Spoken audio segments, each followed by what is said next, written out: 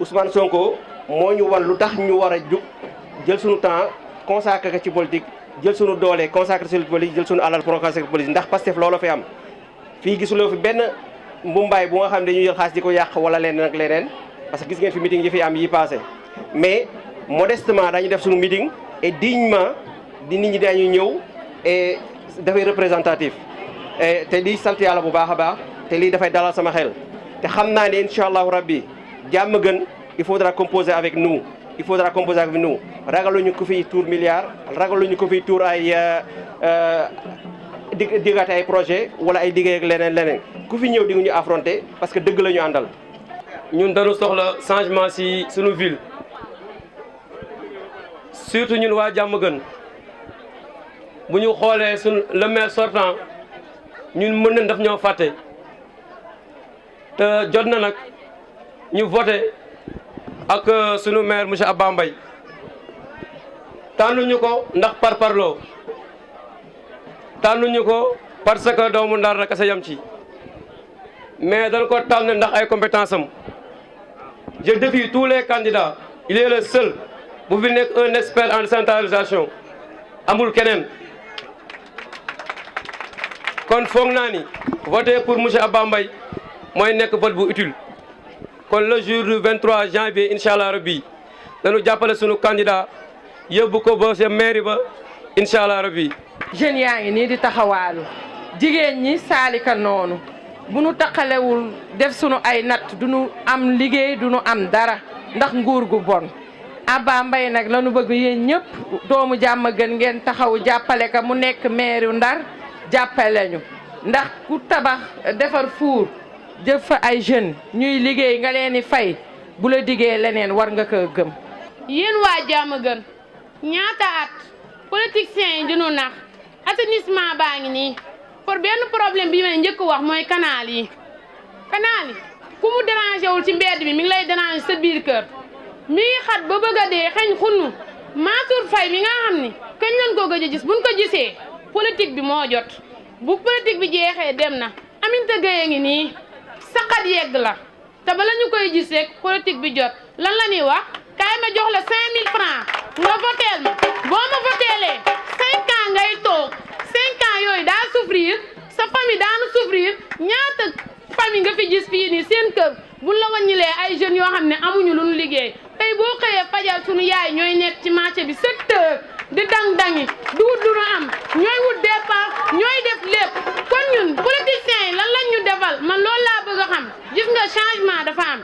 xam lan mooy changement mooy ñun suñu jëmu bopp ñoo war a changer suñu bopp ñoo war a changer suñu comportement ñi dañ ni yeewe askan wi nanu yeewi suñu bopp ba pare nan la ñuy yeewee suñu bopp mooy ñu am fulla am fayda bi ak am fayda bi mooy ko tey politicien bu ñëw jox la xaalis ni la kaay voteel ma delloo ko xaalis boobu ndax ngor moo ëpp fuuf vote boobu nga koy voteel te ngor googu ñun ñoo ko mën a amal suñu bopp ngalla waay ñun waa Diamaguène dëgg la de parti Pastef laa bokk représenté JPS en même temps bokk Yewwi Askan Wi waaye man sama gox ama yëkkati sama gox bu développé goxu jaamu développé kon daanu avancé jëm ci kanam ndax pourtant dafa rafet de dafa bokk ci ville yi gën a riche ci ville yi région yi gën a riche ci région yi mais ñun ñoo ko war a defar ngalawaay bu 23 jotee na ngeen jël sangu ba set bu kenn nangu ñu lay jël di la dugal ci ay oto di la yóbbu ngay voté ji yéen a mag oto fuuf jug leen ngeen dem ngeen voteel seen bopp ngeen dem dellu si waat. parce que ku xam quartier Diamaguène ak milliards maletu xaalis yi ñu fiy dugal donc bu nu amee nii macha allah tam kon xam nañ ni ñoom war nañu tiit war nañu jaaxle seen bopp. parce que ay jeunes ay dames ay mag ay ndaw noo àndandoo wax ni affaire bi yaaw la mooy Yewwi Askan Wi tout simplement parce que ça réunit des hommes pétris de valeurs. parce que nag lenn moo nu wér mooy ñi fi nekk nit ñi àndoon ak ñoom ñi fi nekk nii nit ñi bëgguñu leen mais nit ñi amaguñu seen alternative nit ñi koo laaj danay wax ku ñuy votel mais munoo am ci dëkk ku mel ni Abba am ci dëkk ku mel ni Mbaye Fall di laajte koy votel donc su ngeen jógee ci bis bi na ngeen àndandoo dugg ci kër yi chaque jour wala chaque 2 jours loolu mooy utilité comité électoral bi su ngeen bëggee def seen tey débat yéen a ko xam def leen ko su ngeen bëggee def seen proximité yéen a ko xam def leen ko suñu toogee bi si yàgg daanu yabal suñu présidente bi ak kuréel bi mu àndal ñu ñëw seet si leen donc maa ngi installé officiellement seen comité électoral di leen féliciter encore si mobilisation bi coordinateur bi mooy Diarra Sow commission politique bi mooy Fatima Niang commission opération électorale mooy saytu lépp luy élection yi ba pare protéger vote bi bokk na it si liggéeyam mu fexe xam ñan nooy votant yi fii si gox bi ñoom ñu àndandoo seen kuréel dem seeti leen waxtaan ak ñoom bu liste yi génnee dinañ fexe ba ngeen jot ko commission communication bi moo yore wàllu wax bi Abdou Khadir Fall sunu grand commission logistique et moyens Dame Diop responsable féminine bi Mame Fama Ndiaye responsable commission jeunesse Moustapha Tall donc lii mooy bureau bi ñu fi taxawal tekkiwul na nag ñoom rek ñoo moom liggéey bi. mais objectif bi mooy lan dindi fi li fi nekk à Saint-Louis muy lan Mansour Faye c'est un maire bi nga xamante ni on ne cesserait de dénoncer sa compétence actualité bi wane na ko démb mooy lan par rapport ak grève transporteurs yi il a une fois de plus wane en fait montré son incompétence c'est pas un maire que Saint-Louis mérite te li ma ci gën a metti mooy démb damay déglu un débat à la télé waa ji naan waa mais waa Ndar lan la ñu xullee ba am maire bu mel ni Mansour Faye fi ma toog j'étais vraiment déçu ak gàcce bu amul fenn ce qui veut dire quoi l'objectif muy lan dindi fi li fi nekk dindi fi le maire Mansour Faye et ça passe par quoi ça passe par Diamaguène ndax dafa nekk un enjeu stratégique en termes d'élection muy le centre Rohan Ngom ndax bokk na ci centre yi nga xamante ni au soir du 23 janvier Mansour Faye ak ay gàngooram daanu toog avant ñuy déglu benn centre Rohan Ngom lan moo fa nekk moo tax la défaite qu'on va lui infliger devra commencer par le centre Rohan Ngom avant muy dem un peu partout en fait dans la ville. man du ma ni maire def na lii def na lële ndax pesum kanam borom moo koy fajal boppam je pense que Diamaguène Diaminaar Médina Course Gannaaw Rail Daaru et j'en passe très franchement li ñuy dund doy na campagne heureusement ba en 2021 ñu am ay leaders yu conscient créé li ñuy wax Yewwi Askan Wi ça vient à son heure juróom-ñaari at tegoo ko bët bañu élection gannaaw suba la muy xolli ay mbedd di joxe ay financement dañuy wax bu ñu leen joxee jël leen mais bu ful la jotee ngeen jël sa responsabilité gis nga lu ko mooy au soir du 23 janvier coono bi la ñuy dundaat jëmale 2027 te bëgg gën a metti ma nga ca kanam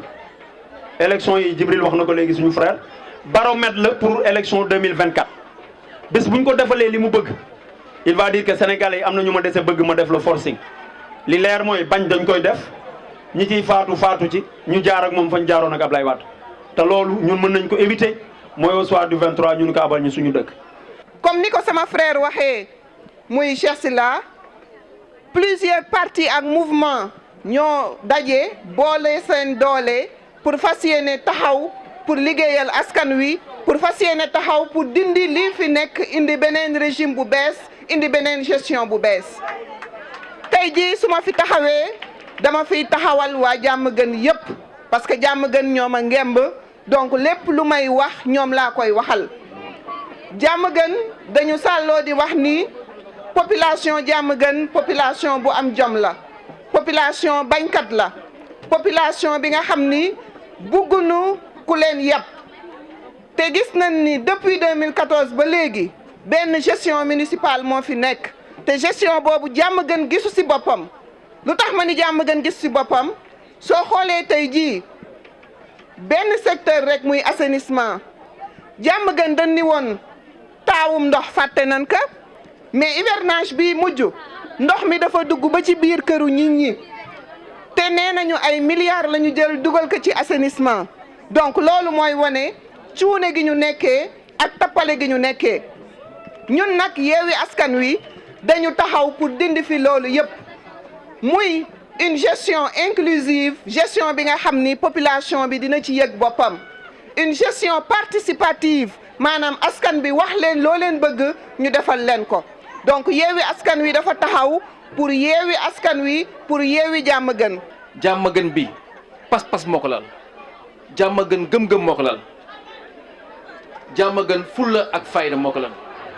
donc fii képp ku fi dëgg bañkat nga war a doon kon nag toujours mbégte la pour man ñëw taxaw fii en tant que socialiste taxaw Diamaguène aussi daf may fàttali lu bëri parce que képp kuy parti socialiste képp kuy socialiste fii Saint-Louis dafa am ko doo ko fàtte mukk muy Ibrahima Fall Mbida. waaw waaw ana loxo yi. bañ na ko ba boobu tey bi mu fi jógee yàgg na waaye lu am fii Diamaguène moom lañ koy tuddee parce que ni ñuy politiquer nii proximité porte à porte jege nit ñi boo amee dem boo ñàkkee dem boo amee wax dëgg boo ñàkkee wax dëgg Ibrahima Fall Mbida moo ko tàmbalee fii ci politique daal. waaw waaw. loolu kenn du ko fàtte parce que politique gu Ndar léegi ay xew bees a fi am ay ñoo xamante ne 5 ans lañ fi def foo ne ñoo am Ndar waaye Ndar du tey Ndar démb la 96 élection locale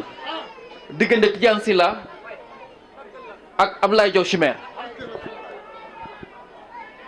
Tidiane Sylla a gagné renouvellement parti socialiste direct coordination yi diriger liste bi dem élection gagné Abdoulaye Diaw Chimère doog fi nekk maire Abdoulaye Diaw Chimère dem États-Unis toog fa Ibrahima Fall Mbida di ko dox di ko dox di ko dox ba bés ba ñu tolloo mu génnee caxabal bu kenn foogul woon ndax dafa génnee procuration Momar Souran loolu moo leen mbay nam waaye ba 96 weesoo mu metti woon trop diggante Tidiane Sylla suma papa nekkoon chef de cabinet Tidiane Sylla teewul après diggante bi dellu mel na mu meloon rafet na mu nafete woon ba muy tànn ay xale yu muy àndal leen yóbbu France xëy na ñoom jéelaa nekk ñooñu sama mag bi ma bokkal ndey ak baay ci la bokk loolu mooy mbokk loolu mooy xarit loolu mooy àndandoo loolu mooy lu rafet loolu mooy gor te jikko yooyu waruñu ko fàtte affaire bi du jël bâtiment tuddee ko Ibrahima Fall Mbida wala jël siège tuddee ko Ibrahima Fall Mbida da ngay fexe ba jikko yi mu yoroon na mu jege woon nit ñi na mu bëggee woon nit ñi na mu fonke woon nit ñi nga sàlloo ko ànd moom di dox ak moom et man Ibrahima Fall Mbida bokk na sama référence politique ci Ndar parce que loolu yëpp dafa am lu ko lal te dafa commencé jeex ci politique mooy le courage en politique lu la neex waxal ma lu la neex fental ma lu la neex jëwal ma mais xam naa ki ma doon ndax xam naa ñi ma yar xam naa ni may politiquer ndax xam naa fi ma bokk xam naa ñi ko samp xam naa ñi ko sas xam naa seen histoire xam naa démb xam naa tey moo tax ma mën wax xale yi xool leen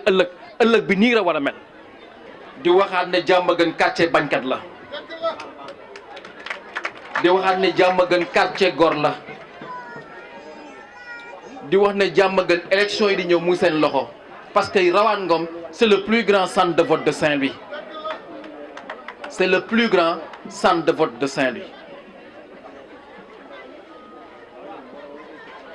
ginnaaw nag biñ ko duppee El Hadj Rawane Ngom jàpp naan man sama xel dal na fi di nuyu kon Jeylaane bu baax di ko remercier ci présence am di ko wax nit dina nekk porter benn histoire porter benn tradition c'est lourd mais c'est ça qui est stimulant tey nekk l'héritier de Ibrahima Fall Mbida du lu yomb